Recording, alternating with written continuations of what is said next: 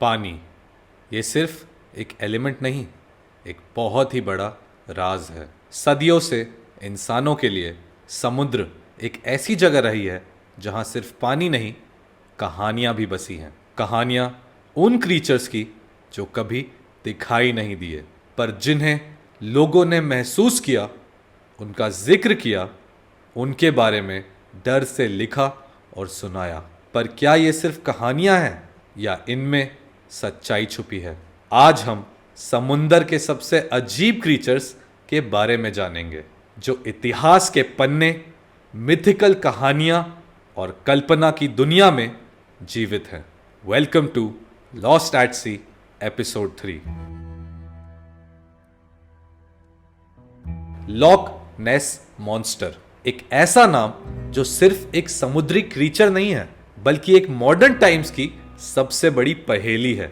ये एक भयंकर डायनासोर जैसा क्रीचर है, जिसको कहा जाता है कि वो स्कॉटलैंड के लॉकनेस लेक में रहता है और लोगों का मानना है कि ये हजारों सालों से जिंदा है। लेकिन क्या ये सच में एग्जिस्ट करता है या एक बहुत ही बड़ा झूठ है जो दुनिया को बेवकूफ बनाने के लिए बनाया गया है?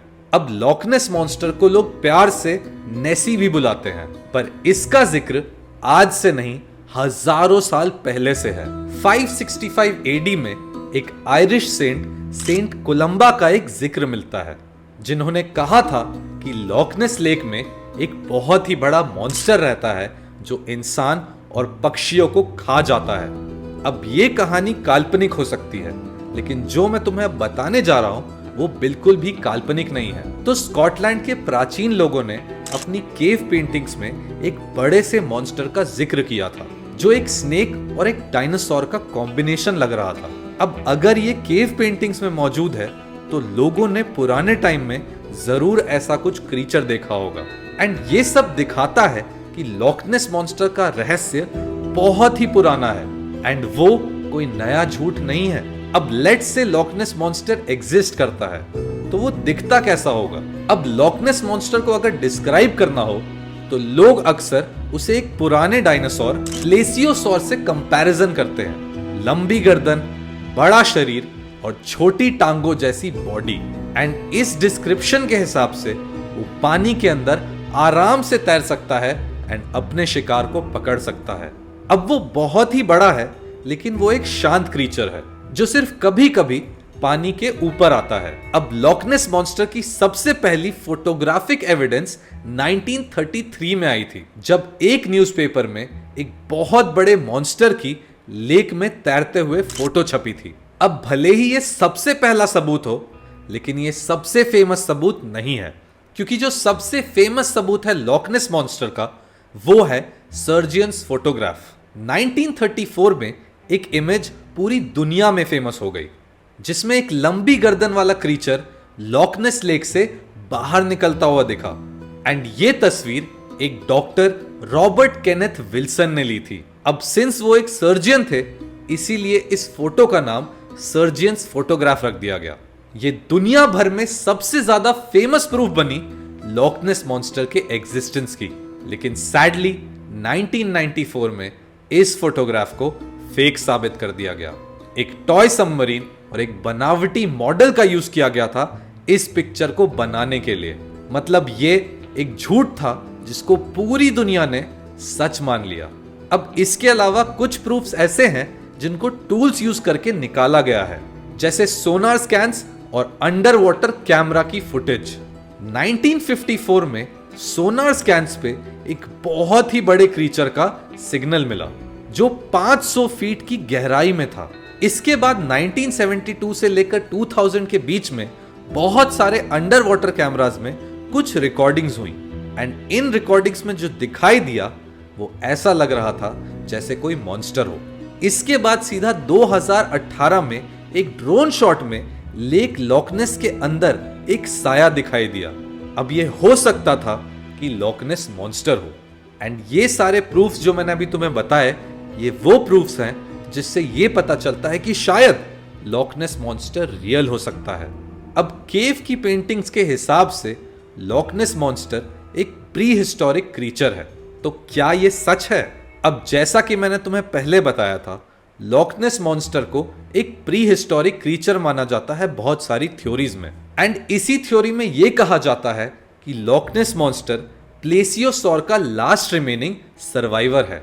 एंड जैसा कि मैंने तुम्हें पहले बताया है कि डायनासोर्स हजारों साल पहले एक्सटिंक्ट हो गए थे, लेकिन कुछ ऐसी प्रजातियां थीं जो शायद पानी में बच गई हों। अब प्लेसियोसॉर वो डायनासोर्स थे जो 66 मिलियन ईयर्स पहले पानी में जिंदा रहते थे। एंड ये क्रीचर्स मेगेलोडॉन जैसे क्रीचर्स के साथ पाए जाते थे। कुछ लोग मानते हैं कि प्लेसियोसॉर की लास्ट प्रजाति अभी भी कहीं छुपी हुई है, पर क्या साइंस के हिसाब से ये पॉसिबल है? क्योंकि साइंस के मुताबिक प्लेसियोसॉर जैसा बड़ा क्रीचर लॉकनेस लेक जैसे छोटे लेक में सरवाइव नहीं कर सकता। तो लॉकनेस मॉन्स्टर का असली सच क्या है? अब अगर देखा जाए तो लॉकनेस मॉन्स्टर का कोई सॉलिड प्रूफ आज तक हमें मिला नहीं है, और ना ही कोई पक्की साइंटिफिक एविडेंस है।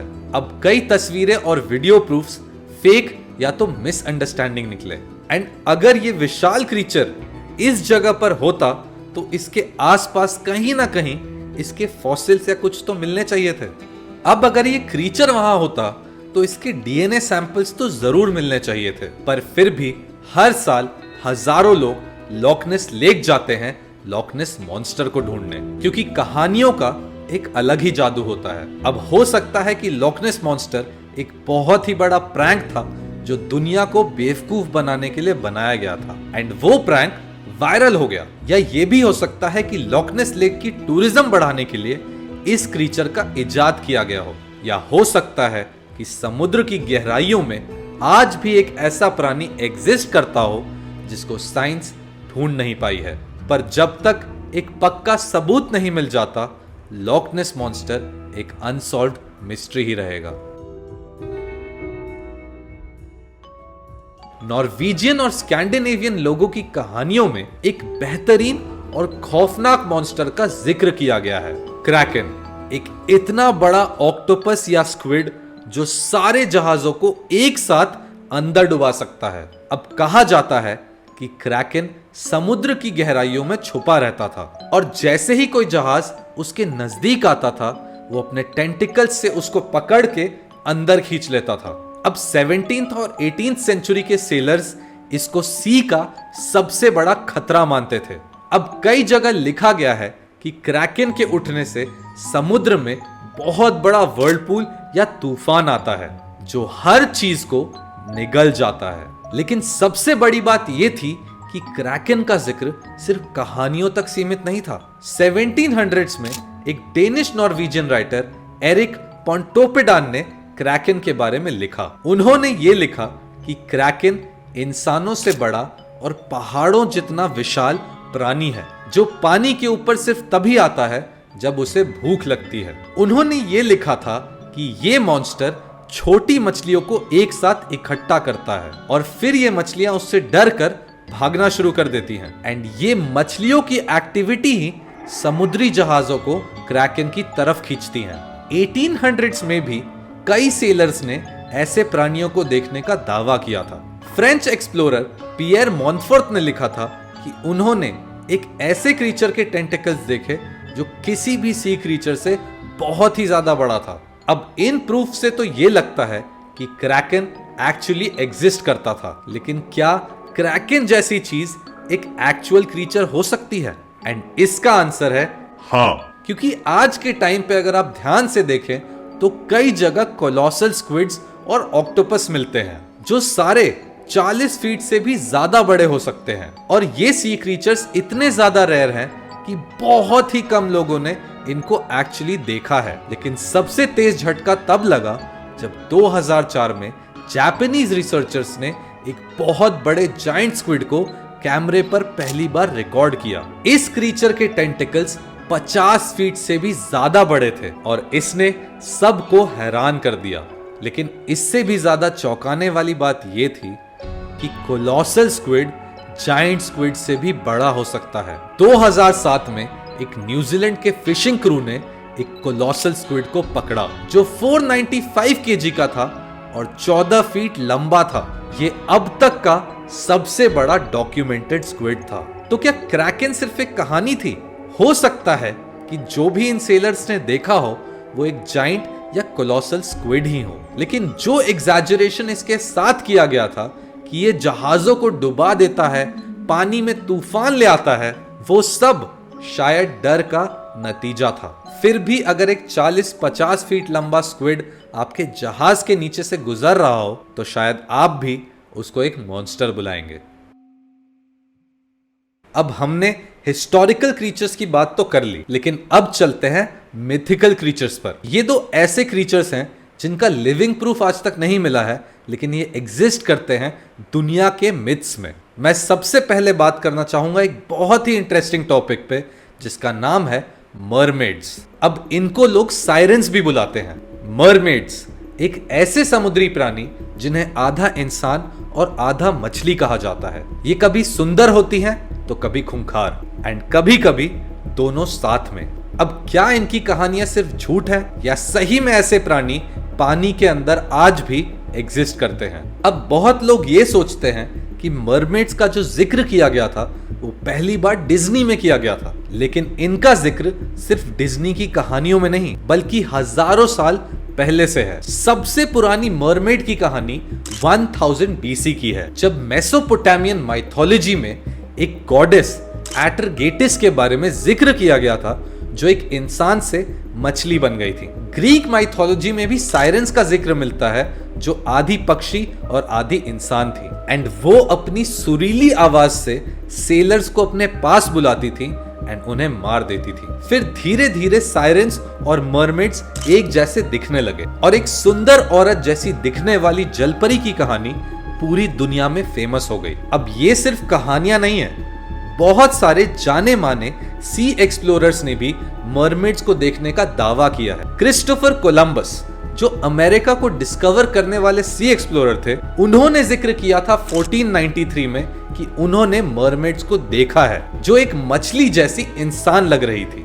बहुत सारे जापानीज फिशरमैन ने भी ये रिपोर्ट किया है कि उन्होंने मरमेड्स या साइरेंस को देखा है। अफ्रीकन और कैरेबियन लेजेंड्स में भी एक जलपरी का जिक्र है, जिसका नाम था मामी वाता, जो या तो लोगों को बचा लेती थी या समुद्र के अंदर खींच लेती थी। पर जब मॉडर्न साइंटिस्ट ने क्रिस्टोफर कोलंबस और बाकी लोगों के रिकॉर्ड्स देखे तो एक बहुत ही अजीब थ्योरी सामने आई। अब साइंटिस्ट मानते हैं कि जो लोग मरमेड्स या साइरेंस देखने का दावा करते हैं, उन्होंने दरअसल मैनिटीज या ड्यूगोंग्स को देखा होगा। अब मैनिटीज और ड्यूगोंग्स एक बड़े गोल मटोल सी मैमल्स होते हैं, जिनको दूर से देखो तो ऐसा लगता है कि उनकी अपर बॉडी ह्यूमन लाइक है। ये समुद्र में ऊपर उठकर सांस ले सकते हैं, एंड उनके समुद्री बालों जैसे फीचर्स जो हैं वो ऐसा प्रतीत कराते हैं कि इनका एक इंसान का फेस है। अब पहली बार देखने वाले लोगों को ये एक इंसान और मछली का मिक्सचर लगता है। तो हो सकता है कि जो सेलर्स मरमेड्स देखने का दावा कर रहे थे, उन्होंने दरअसल मैनिटीज या ड्यूगोंग्स को देखा होगा। तो क्या हो सकता है कि आज भी हमारे ओशंस में कहीं किसी पर्टिकुलर जगह पे मरमेड्स एग्जिस्ट करती हूं? अब साइंस इस बात का प्रूफ नहीं दे सकता कि मरमेड्स रियल है, लेकिन ये माइथोलॉजी और लोगों के दिमाग का इतना बड़ा हिस्सा बन चुकी हैं कि अब इनकी कहानियां खत्म नहीं होती। अब अगर मरमेड्स रियल नहीं भी हैं, तो भी ये लोगों की इमेजिनेशन में हमेशा जिंदा रहेंगी। सी सर्पेंट्स, दुनिया के हर कोने में, हर सिविलाइजेशन में आपको इनका जिक्र मिलेगा। एक लंबा सांप जैसा समुद्री मॉन्स्टर जो पानी की गहराइयों में रहता है। अब ग्रीक माइथोलॉजी में एक ऐसा क्रीचर था जिसके मल्टीपल सर थे, और उसमें से एक सर भी अगर तुम काट दो तो वो वापस रीग्रो कर जाता था, एंड इस सी सर्पेंट का नाम था हाइड्रा।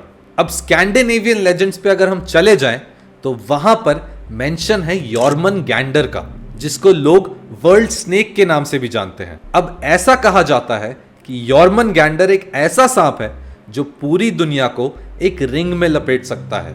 जापानीज और चाइनीज माइथोलॉजी में भी ड्रैगन जैसे बड़े सी सर्पेंट्स का जिक्र होता है, जो पानी और तूफानों को कंट्रोल कर सकते हैं। अब अगर इतनी अलग अलग जगहों पे एक जैसे क्रीचर्स का जिक्र हो तो क्या इसको हम कहानी बोल सकते हैं? अब बहुत सारे सी एक्सप्लोरर्स और फिशरमैन का कहना है कि उन्होंने अपनी आंखों से इन सी सर्पेंट्स को देखा है, और अगर सी सर्पेंट्स एग्जैक्टली नहीं तो उन्होंने सांप जैसी चीज पानी में तैरती हुई देखी है। 1734 में एक डेनिश मिशनरी हांस एगेडे ने एक विशाल सी सर्पेंट को पानी में तैरता हुआ देखा था। 1800s और 1900s के बीच में कई लोगों ने कनाडा और नॉर्वे के बीच के समुद्र में ऐसे ही सी सर्पेंट जैसे प्राणी देखने का दावा किया। इवन मॉडर्न शिप्स के सोनार्स में कभी कभी कुछ ऐसी परछाइयां दिख जाती हैं जिसको एक्सप्लेन नहीं किया जा सकता। जब साइंटिस्ट ने इन सारी कहानियों का एनालिसिस किया तो एक बहुत ही नई थ्योरी सामने आई, ओरफिश।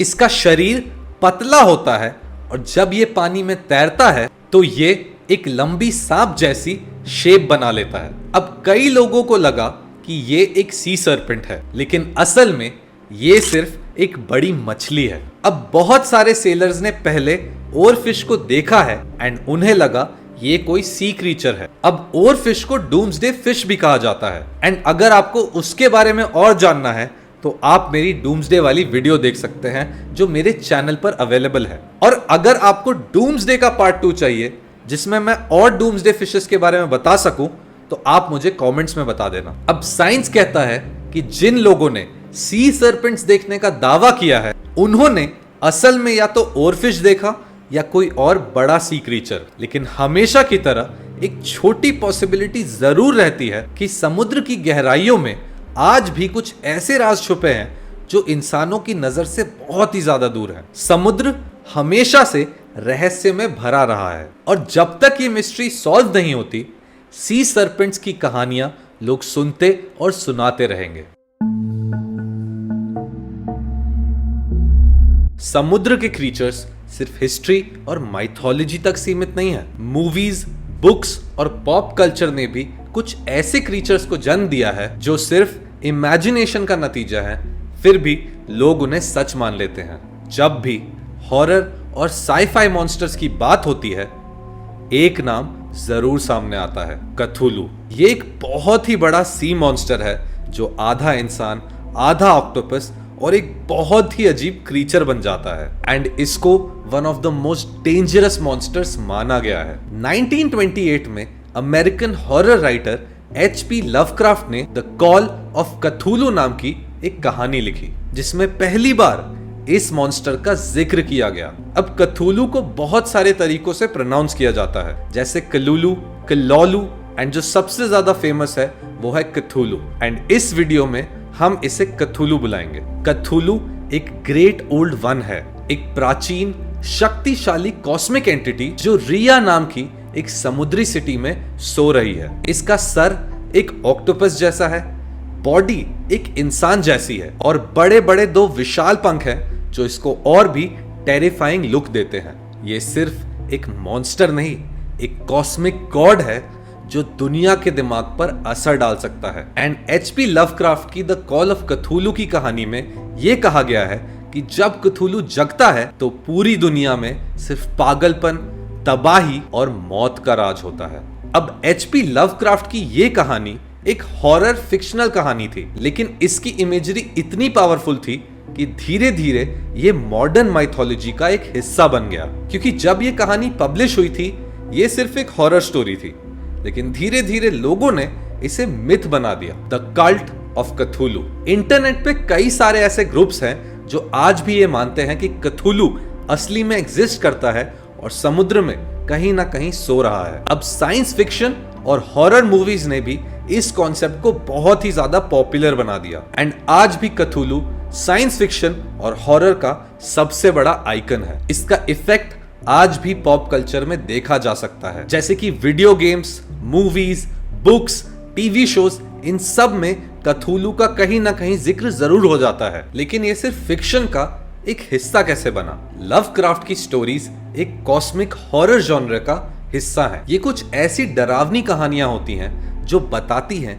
कि इंसान इस पूरे यूनिवर्स में कितना छोटा है एंड कई ऐसे भयंकर क्रीचर्स हैं जो हमें सिर्फ एक कीड़े की तरह देखते हैं। अब कथुलू की कहानी इसलिए भी पॉपुलर हुई क्योंकि ये सिर्फ एक मॉन्स्टर नहीं बल्कि दुनिया की बुनियाद हिलाने वाली एक ताकत है। कई लोग ये मानते हैं कि लवक्राफ्ट ने जो रिया सिटी का मेंशन किया है वो कहीं ना कहीं एटलांटिस से इंस्पायर्ड हो सकता है, क्योंकि एटलांटिस भी एक खोई हुई सिविलाइजेशन थी एंड उसी तरीके से रिया भी इस फिक्शन में एक खोई हुई सिविलाइजेशन है। अब इसमें एक और थ्योरी है जो लोगों को बहुत ही ज्यादा पसंद आती है कि कथुलू एक्चुअली एक एलियन है जो स्पेस से आया और हमारे समुद्र में कहीं आकर फंस गया और यहीं पर वो हजारों सालों से सो रहा है। पर क्या कथुलू सच में एग्जिस्ट करता है? इसका सिंपल सा एक आंसर है नहीं।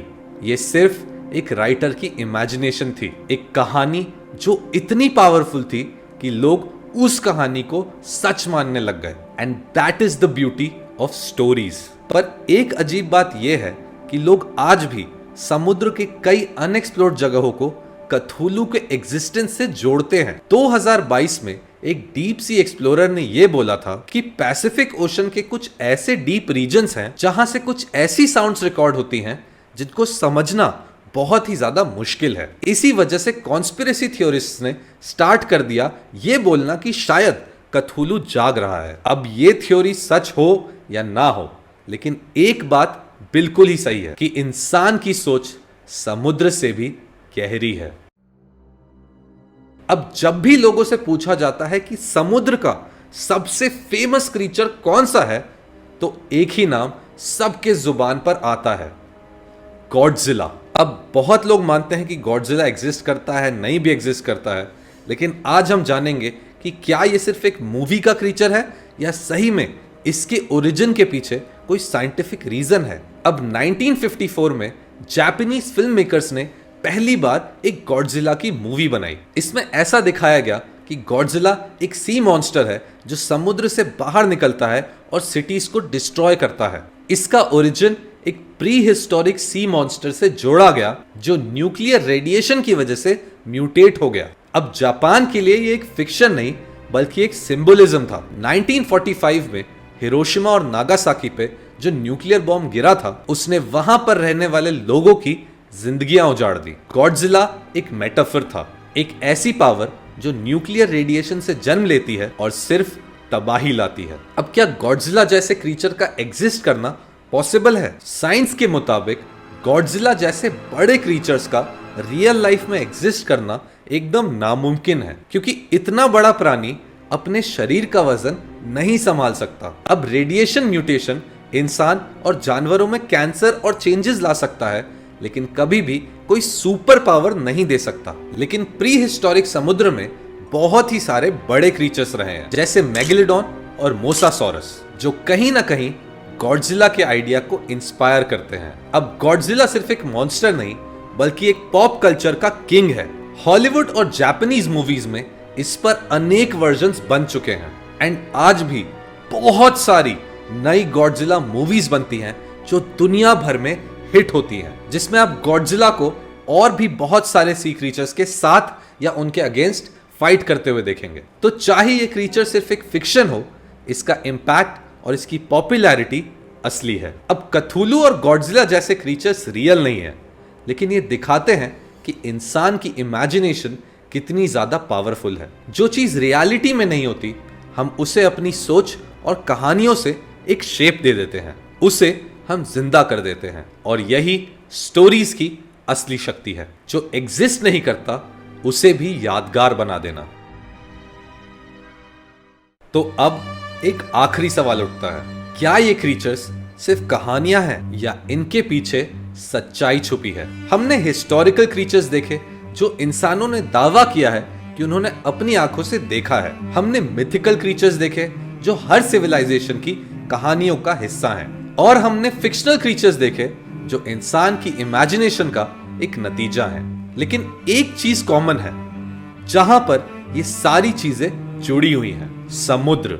अब क्या आप जानते हैं कि इंसान ने समुद्र का सिर्फ 5% फिजिकली एक्सप्लोर किया है एंड ओशंस का 27% हमने मैप कर लिया है। तो something around 70% of the ocean आज भी इंसान ने किसी भी फॉर्म में नहीं देखा है। और ह्यूमंस के लिए ये समुद्र एक राज ही है। हर साल नए और अजीब क्रीचर्स ढूंढे जा रहे हैं जो आज से पहले किसी ने भी कभी भी नहीं देखे।